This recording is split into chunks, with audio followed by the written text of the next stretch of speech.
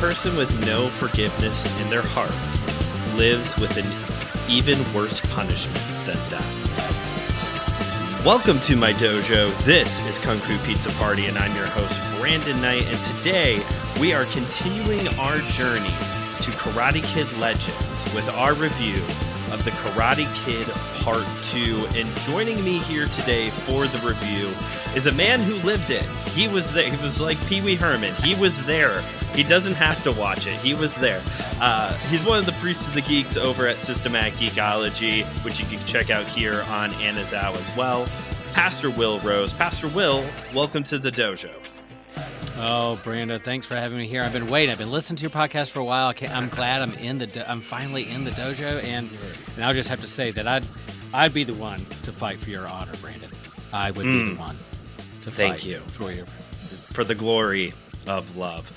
2 for 2, man. 2 for 2. These movies have stellar songs in them. I know. The soundtrack was what makes it. It is like part of the music video, MTV culture, 80s. The 80s, and the music and the images. And if you go back and watch For the Glory of Love, you'll pretty much see the entire movie, except the final scene. And so you could pretty much watch the whole movie just by watching that video. I did not know that. I'll have to go check that out for myself. Here on the show, I seek to deliver high-flying action in 30 minutes or less and serve up some wisdom one slice at a time. Pastor Will, do you feel up to it? Oh, yeah. Let's try it. I mean, it's going to be hard because, as you said, I lived it. I was there. I was a teenager for Karate Kid, 1 and 2 and 3. And then we just rewatched, we watched all of Cobra Kai and all the way through the end and ready for the new movie that's coming up. So, yeah, even though I've taken a few classes of martial arts, but never stuck with it all the way through to like get belted and those kinds of things. But this is a big part of like my teenage childhood and the soundtracks and the backdrop and all that stuff. So yeah, I'm ready. Let's see if we can strap in and keep this to your 30-minute timetable. I'll do my best. We'll see how we do. So, it's been 2 years since the last movie. It's 1986. I was telling Will before we got going here today, this was one of the 10 highest grossing films of 1986, along with Star Trek 4, Crocodile Dundee, Top Gun, Aliens, Ferris Bueller's Day Off is also in the top 10. Man. Like Ferris Bueller's Day Off. It's a hell of a lineup. That was 1986. Yes. Oh my gosh. That was a good year for movies, man. Golly. And I was telling Brandon that I was in my 15th year of life. I was born in 1972. So I was in my 15th year of life. And talk about like learner's permit, ready to get his license, dating, hormones raging, MTV soundtracks, all those things. I was there. The 80s. Such a sweet nectar to the taste. Great movie lineup. The 80s just produced so many great movies. Did you see this one in theaters? How invested were you in Karate Kid when these were coming out there in the 80s? Super invested. Yeah, I must I saw. Again, kids, this is, cable TV, but we had the movies and we had HBO, and that was and the VHS rental store. So in terms of like movies you would rent and watch and not really having available at your fingertip any second you want or watch any clip you want from the internet, this was like you had to go to the movie a number of times. So I definitely saw Karate Kid 1 a number of times in the theater. And then, when it came out on HBO or VHS, we would rent it and watch it. So this is a pretty big hype sequel. It's like Star Wars started that whole like hype trilogy sequel. You got it. If the first one did well, you got to do a second one. And so, I was there ready opening weekend to go see this movie, to see the sequel of what would happen next. And I love how we'll get into it, but I love how it picks up immediately right after the tournament. It's like, boom, if you want to know what happens right after the tournament, there you go. So we are ready. It picks right up after the first movie. Yeah, I love that 80s trope of the sequel picks up immediately after the first one ends, because it's like almost all of the Rocky movies do that. Like the very like first 3 minutes is going to be whatever Rocky just got done doing in the previous movie. It's the same here with Karate Kid 2 picking up like I told Claire how it, so Claire reviewed the first one with me because she had never seen it. And one of her big gripes was she thought the finish, the ending of the first movie was a little rushed. It's like, boom, crane kick, boom, here's your trophy, the end. Right? Yeah, freeze frame it. Yeah, everybody's freeze framing him hold up trophy, and you know, you pan to the credits.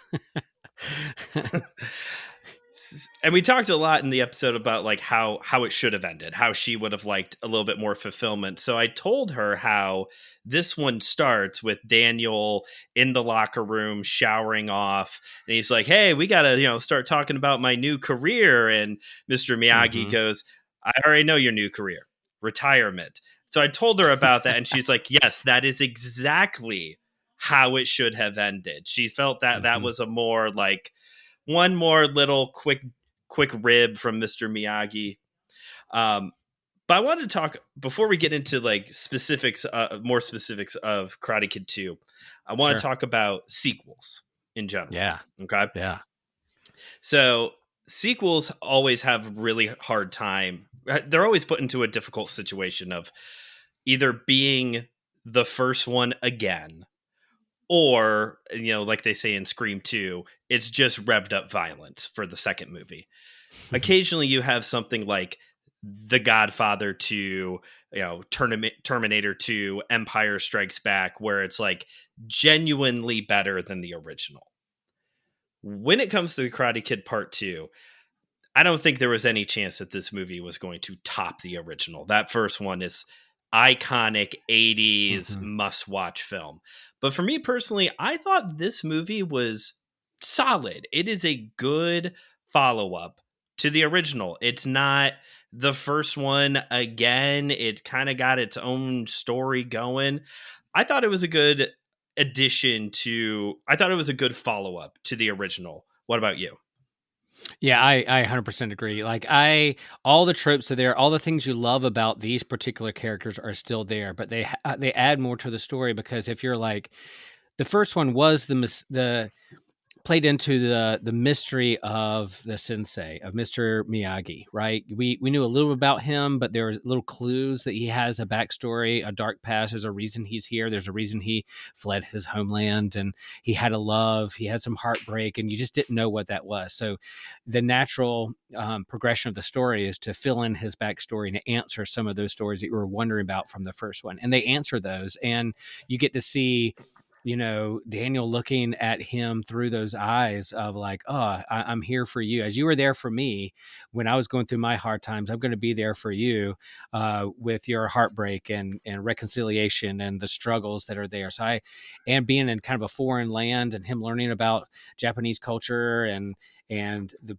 even the backstory of like the depth of that for the martial arts themselves, the homeland of the martial arts. He's not just some like California kid trying to stand up to his bully. There's a depth there to the whole art of the martial arts. So and him going back to the homeland and for that was I just think was fantastic storytelling. And yeah, is it a cheesy 80 movies, and you have the love interest and you have the music video that you can't wait to the show with the backdrop and the scenes and all that kind of stuff. But yeah, it's a solid. I think it is a solid. Now you go after this one, Karate Kid movies start going a little downhill a little bit. They start nosediving. But this one's a solid sequel.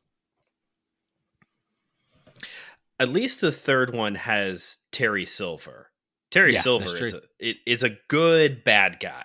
At least we have that, and we'll talk. TJ from Systematic Geekology and Whole Church, he's going to be on to help me review that one.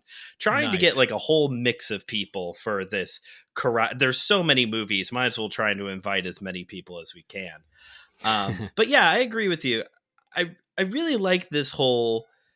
It's just switched, that's all they do. It's not, we're going to focus all on Daniel again for this movie. Daniel's important. Obviously, he is the Karate Kid after all, but the storyline's central focus is on filling in some of the gaps, some of the background of Mr. Miyagi. And that's really smart. This could have easily have been, all right, now Daniel is going to prepare for the follow-up tournament, and we're going to get the showdown, the rematch between him and Johnny Lawrence. That's what this movie could have easily have been, and it would have been fine. Probably would have completely derailed everything that's going to happen later on in Cobra Kai. Right.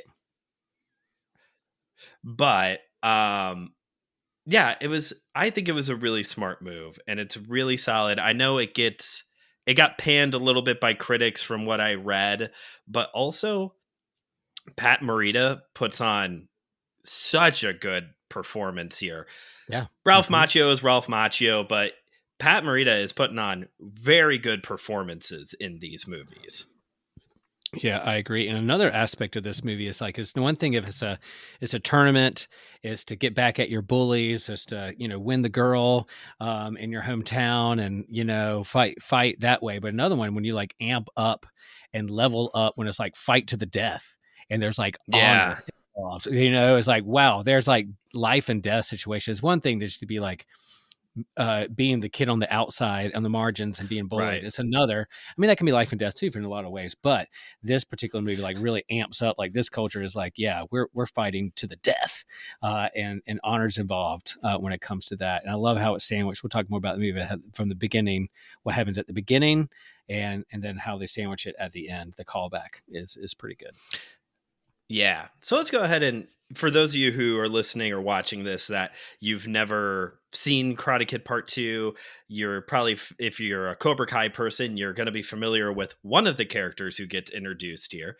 But basically, movie opens with like this little wrap up from the first Karate Kid movie. You get a little showdown between John Kreese and Mr. Miyagi. They're in the parking lot.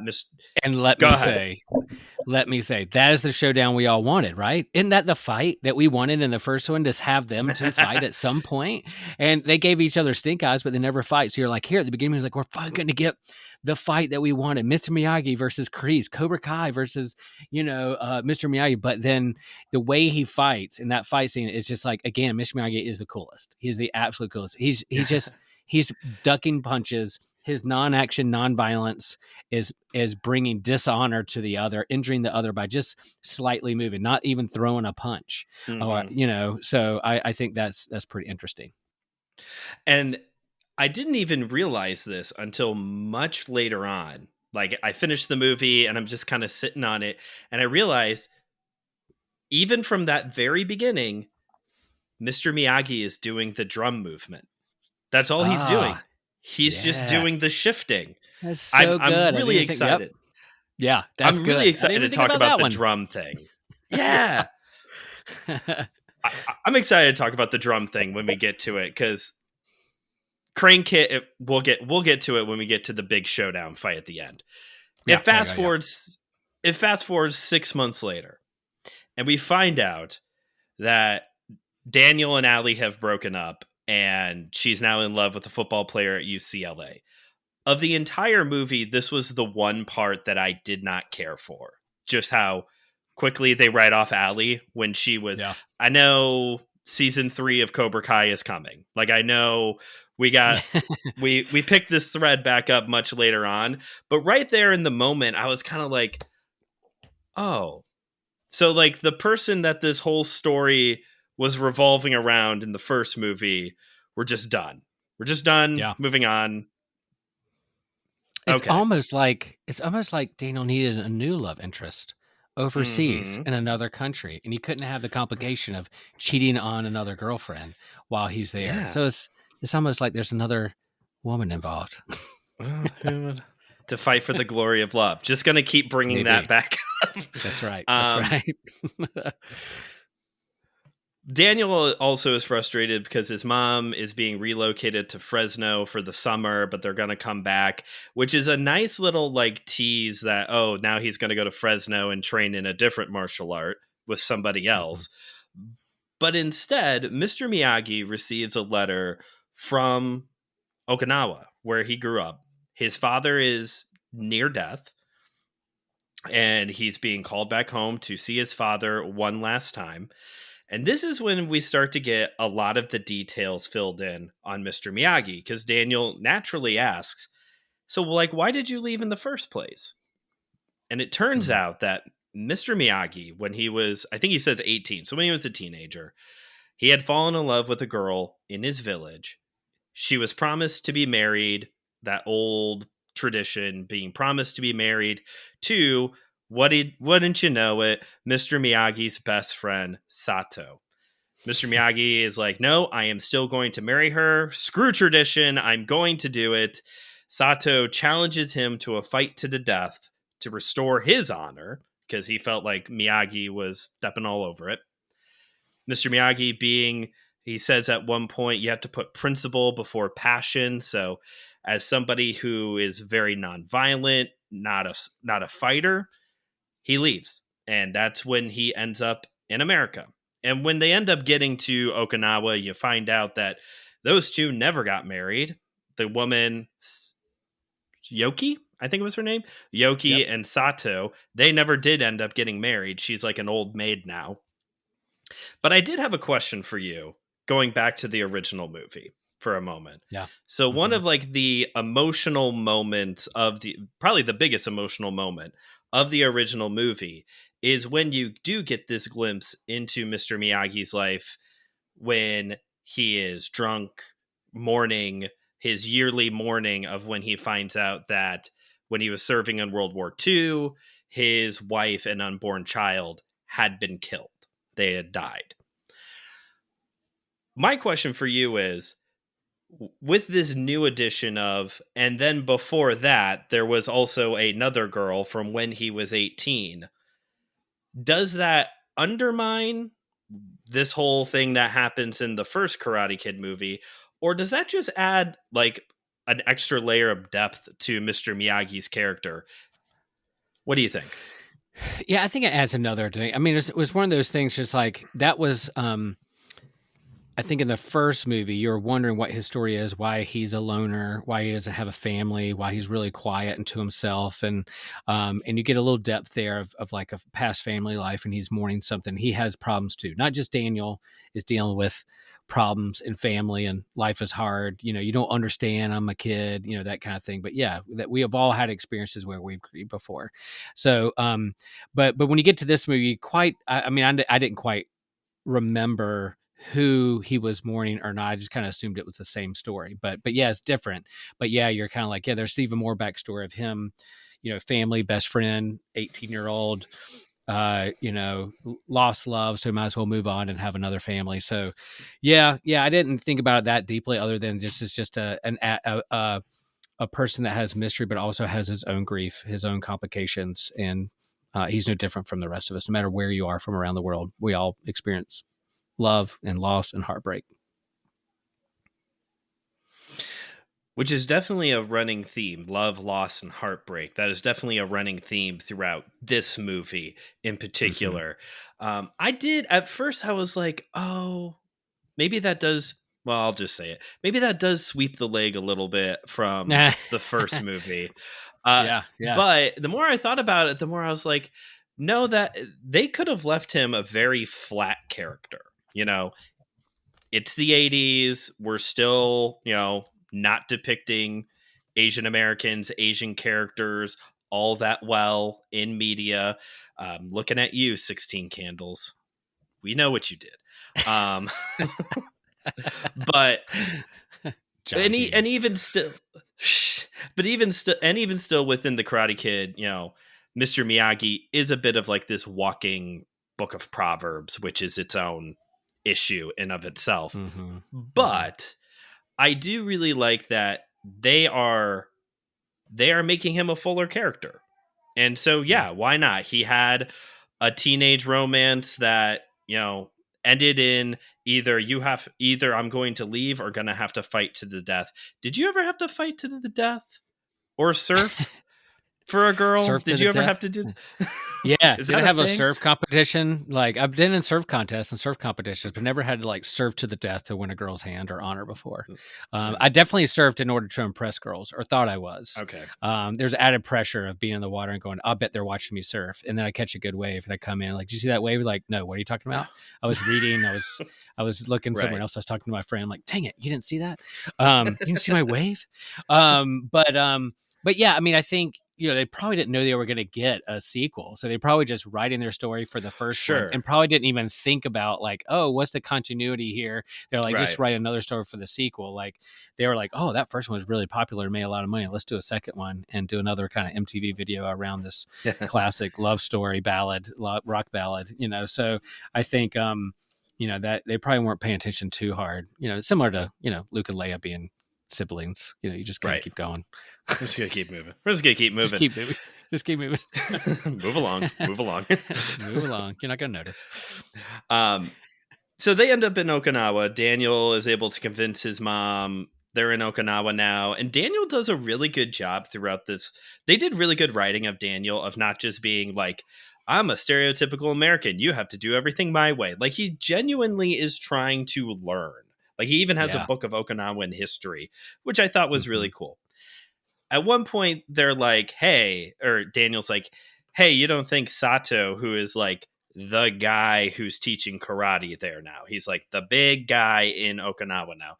You don't think he still wants to kill you, right? Nah, that was 40 years ago. Wrong. He wants to still have a fight to the death with Mr. Miyagi. So he and his nephew, who Cobra Kai Mhm. fans will be very familiar with, Chosen. This is when Chosen gets first introduced.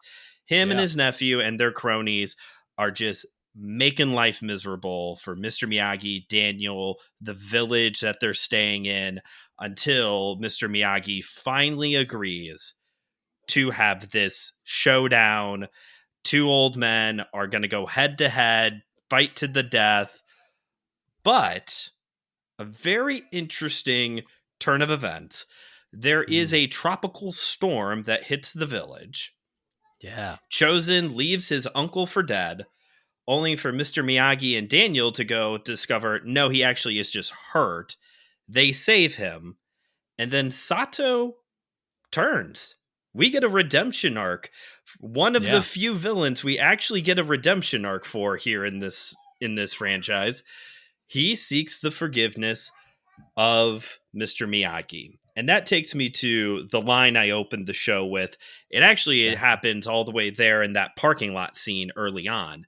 But Pastor Will, to me, you can't watch this movie without seeing it through this lens of hate and bitterness destroys, love and forgiveness restores.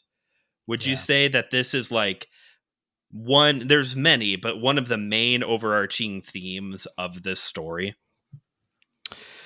100%. And we saw that in the opening fight with Kreese, right? Like he's mocking the no mercy part with Cobra Kai, and they're cried no mercy, and he had a chance to kill him, and kind of honks his nose in a comic relief, and we're like, there's Mr. Miyagi, there's the guy, and Daniel's like, you could have killed him, and he's like, sure, but what's greater, is this kind of understanding of forgiveness and mercy being a part of what's really real, and the ultimate reality of what's getting fulfillment rather than the other way around. And so you see that play out in this movie of that's kind of embodied in his relationship with Santo, and he has a chance to kill him right there as he's pinned down by a fallen building from the typhoon, but instead he breaks he karate chops the wooden beam and Yeah. breaks it in half and saves him, and then Daniel saves the child, and then Chosen like runs away, and so he's dishonored by not helping out, and the fear takes control of him. So you show like the true nature of this particular dojo and style of teaching, style of fighting, style of karate. It's a martial art, is defense, but it teaches like this kind of moral philosophy of mercy and forgiveness and restoration, rather than just bullying people or beating people up or wielding your power against somebody else. And because, isn't Santo like an industrialist? Like he's tearing down land and killing the fishing Mm-hmm. industry. And you see him as us, like, he's the Elon Musk of the Okinawa. I'm just kidding. Hey, no, I'm not kidding. But he's just kind of taking control and taking a chainsaw Yeah. to everything. And they're like, wait, where's the honor in that? Where is taking care of your culture and your people? And so all that's being played out in this story to the, of course we're there. Daniel is having these different kind of training montages along. He's no longer a crane on a pillar, but and they like throw like a different kind of crane at him to see if he could balance and get out of the way. So there's a different kind of crane that's happening being thrown at him. That was quite the scene. So there's different montages and training here that you're doing with the backdrop of all this. But yeah, that's a big theme of that. And I think, that's why it stands up. It stands up because these are like moral truths that are like, I think T with a capital T, they're moral absolutes here being played out in this movie. Yeah. And we even see it, not just in the restoration of Mr. Miyagi and Sato's relationship, but like you were saying, how he had like killed the fishing industry, was tearing up the land to try and like get Miyagi to take the fight. And then there at the very end, Sato arrives and he's gonna help rebuild. He is going to help replant and put this village back together. Like it is restoration and then some for him. And you're right. These are like moral truths that, hate and bitterness can only destroy. Like, I don't know if there's an instance I can think of offhand where those kinds of things are used as tools properly, whereas here we see that, and I love this about this movie taking place in the 80s, where you have Stallone and Schwarzenegger, the big buff guys who can take care of themselves. And yet here in The Karate Kid, you have like this surprising commentary on a term that didn't exist then, toxic masculinity. Like it was in the first movie, and it looks different here, of just like this selfish anger, bitterness, my honor kind of thing. It is a cultural thing as well, and we have to respect that. But it is just so interesting to see a movie from that time period also that is like, nah, forgiveness and love, those are the things worth fighting for. Those are the things, mercy is a good thing to give to other people. It's not glory of power, glory of fear, glory of anger. It's the glory of love, Brandon. It's the glory of love. Glory of love. It's to the glory of love. That's what it's all about, man. To the glory of love. Let's get to that final fight scene. Let's zip line into this it. fight scene is Let's so just good. hop on a zip line and zip on into it. As cheesy as it is. Yeah. As cheesy as it is, was chosen zip lining in like he's Shawn Michaels at WrestleMania. Like, as cheesy as that part is, like, oh my gosh. We are, because like you said earlier, not only is it the fight to the death, fight for honor element introduced here, but it is such good storytelling with the fact that Daniel pulls out his finisher move. He pulls out the crane kick, and Chosen easily blocks it and counters. Like, it's just such small storytelling. I love it. What's your favorite fight scene in the? What's your favorite fight scene in The Karate Kid? Yeah. I think you're right. Like, I was like, oh, he's pulling out the crane. That's what won the last tournament, but easily overtaken. And you're like, well, what is he going to do now? Well, they've been building up to, the drum and this thing he's been learning the whole time in a different way. But, and again, like this is a fight with no refs. They're not on a mat. There's not going to people that are going to be jump in. The crowd's going to jump in. Like, they're literally on an island. And they take the bridge away, so nobody, Mr. Miyagi, nobody's going to come and help him. He's got to do this on his own. And so while the fight scene isn't like the most hardcore choreographed karate fight I've ever seen in a movie, right. The stakes are there. You hate it that like he slugs the girl. Not Daniel, but the other guy, and you're like, oh wow, like he just fall off, socked her in the face, like, but then the the crowd around them, similar to like the crowd in the tournaments pulling for him. They do the drum. He's there. He used that kind of defensive move to get out of the way, but then beats him down. And then, if you don't mind me doing the spoiler ending, with a callback from the very beginning, when Miss Miyagi could have killed Kreese, but instead honks his nose. You have the callback where Daniel does the same. He has a chance to kill him, but chooses mercy rather than no mercy and honks his nose in kind of a cheesy, soft laugh. Yeah, there you go. You call it from the first. We kind of saw that coming. Yeah. But yeah, that's, and then it kind of ends abruptly again. I don't know how Claire feels about this, but it ends abruptly with a freeze frame. She didn't watch this similar one to the first movie. It's an abrupt ending of just freeze frame, smiling, frozen on the screen. But yeah, I thought some of the proud dad moment with a wink, and but I I mean, some of that fight scene's not the best out of all of them, but we're there for the karate, but the love story too, man. I mean, I'm when I was watching this as a teenager, the hormones raging. I wish I had a girlfriend. I wish somebody looked at me with those same eyes that Daniel's son's girlfriends looked at him. But it was fun. All in all, a fun, good movie. It's a fun movie. I think still of the two, I'm building. So yeah. In a universe where only these two movies exist, I still think the fight in the first one when Mr. Miyagi is fighting the Cobra Kai boys in the Halloween costumes, they're all in their skeleton outfits. Yeah. That's still my favorite. It's just a cool visual. None of these, well, the other fight in this second one is pretty technical, but the fights aren't very technical. They're very straightforward, throw a punch, block, throw a kick, block, with exceptions. But in that first one, when he's fighting the skeleton Cobra Kai guys, that is still my favorite. Yeah. Isn't there a similar fight like that in this one too, where he kind of fights off some folks? It's kind of a callback to the first one. It's kind of similar. You get to see Mr. Miyagi kind of, see his skills in action. But I agree. Yeah.